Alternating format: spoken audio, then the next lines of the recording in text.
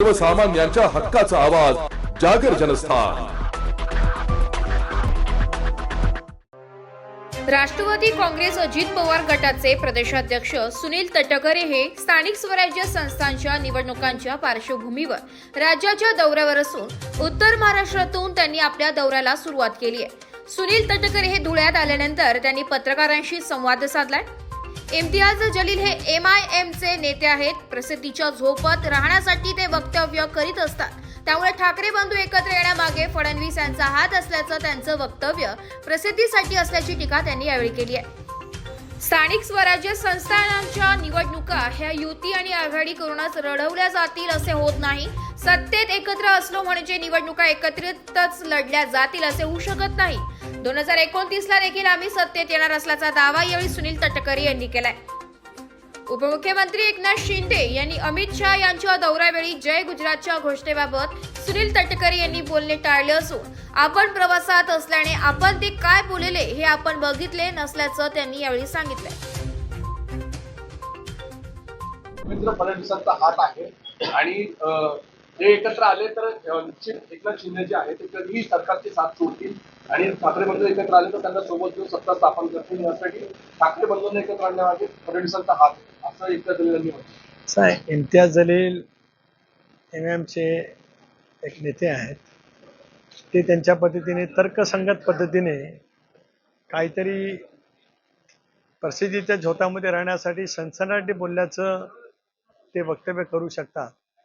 देवेंद्रजी या बाबतीमध्ये पुढाकार घेण्याचं कारण काय? शेवटी हा दोघांनी एकत्रित येण्याचा निर्णय दोघेही गेले अनेक वर्ष स्वर्गीय बाळासाहेब ठाकरे असल्यापासूनच राजकारणामध्ये आहेत, त्यामुळे त्यांचा निर्णय ते घेऊ शकतात। त्याचा आणि सरकारच्या स्थैर्याचा कसलाही फरक होण्याचं संभवत नाही।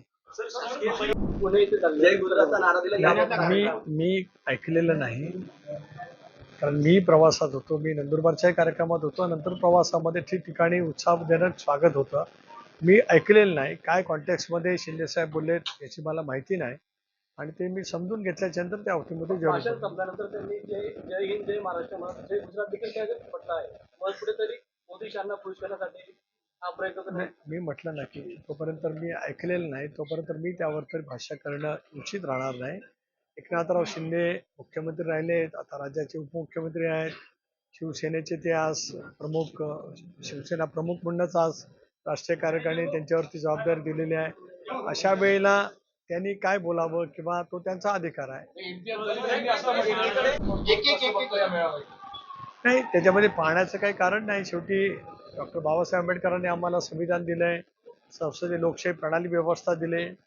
अशा वेळेला विरोधी पक्ष म्हणून त्यांचं काम ते करू शकतात, त्यामुळे त्यांच्या वेळाकडे काय फार वेगळ्या पद्धतीने पाहण्याची आवश्यकता असला काय भाग नाही।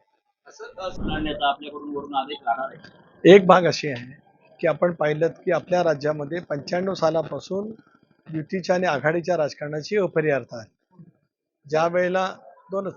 ज्या वेळेला बाळासाहेब ठाकरेंच्या नेतृत्वाखाली शिवसेना भारतीय जनता पक्षाचं सरकार आलं, मनोहर जोशी साहेब मुख्यमंत्री होते, गोपीनाथराव मुंडे उपमुख्यमंत्री होते, त्यावेळेला असेल किंवा 99 सालामध्ये लोकशाही आघाडीचं सरकार झालं, विलासराव मुख्यमंत्री, सुशील कुमार, त्याच्यानंतर मग अशोक चव्हाण, पृथ्वीराज चव्हाण, आमच्याकडून भुजबळ साहेब, RR पाटील, विजयसिंह मोहिते पाटील, अजितदादा असे झाले। त्या वेळेला सुद्धा सरकारमध्ये आम्ही एकत्रित होतो, परंतु निवडणुका वेगळ्या पद्धतीने लढल्या गेल्या।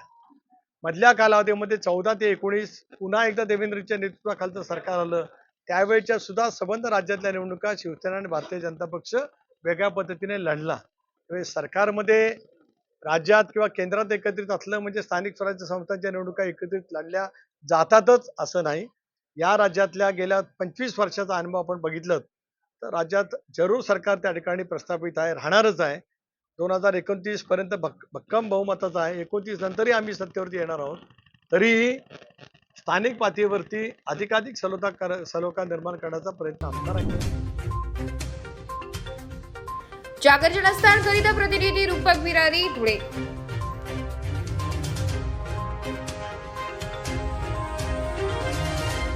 नाशिककरांसाठी जाहीर आवाहन. पावसाळ्यात अतिसार, गॅस्ट्रो, कॉलरा यांसारखे दूषित पाण्यामुळे होणारे आजार होऊ नयेत म्हणून उघड्यावरील अन्न पदार्थ व कापलेली फळे खाऊ नका. पिण्याचे पाणी गाळून 10 मिनिटे उकळून प्या. जेवणापूर्वी व बाळास भरवण्यापूर्वी हात स्वच्छ धुवा. ताक, शहाळ्याचे पाणी, डाळीचे पाणी भरपूर प्रमाणात प्या आणि ताज्या अन्न पदार्थांचे सेवन करा. रोगाची लागण झाल्यास त्वरित डॉक्टरांचा सल्ला घ्या. स्वच्छता पाळा, रोग टाळा. सार्वजनिक आरोग्य विभाग, मनपा नाशिक द्वारे जनहितार्थ प्रसारित.